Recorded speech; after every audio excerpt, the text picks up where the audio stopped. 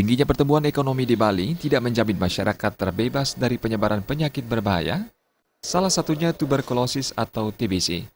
Dinas Kesehatan Provinsi Bali menyebutkan, TBC menjadi salah satu jenis penyakit berbahaya selain AIDS dan malaria. Kota Denpasar dengan populasi penduduk cukup tinggi menduduki peringkat tertinggi kasus TBC mencapai 1.057 kasus.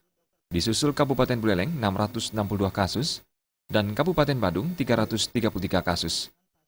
Kepala Dinas Kesehatan Provinsi Bali, Ketut Suarjaya mengatakan, ada beberapa faktor yang menjadi pemicu penyebaran penyakit TBC, yakni lingkungan kumuh dan pola hidup yang kurang sehat. Selain itu, minimnya kesadaran pasien untuk melapor dan berobat juga menjadi pemicu lambatnya penanganan TBC. Jadi kita Bali memang masih menyisakan banyak problem di bidang penyakit TBC. Karena untuk case detection rate kita masih belum mencapai 80% ya.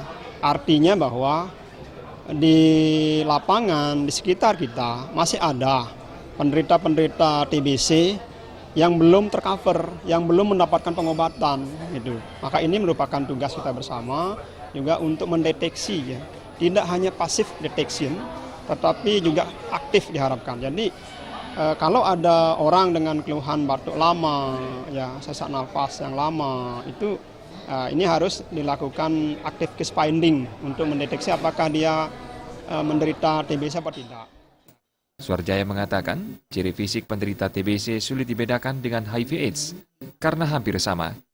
Berdasarkan data tahun 2014, dari 3.034 penderita TBC, sekitar 20,7% mengidap HIV/AIDS.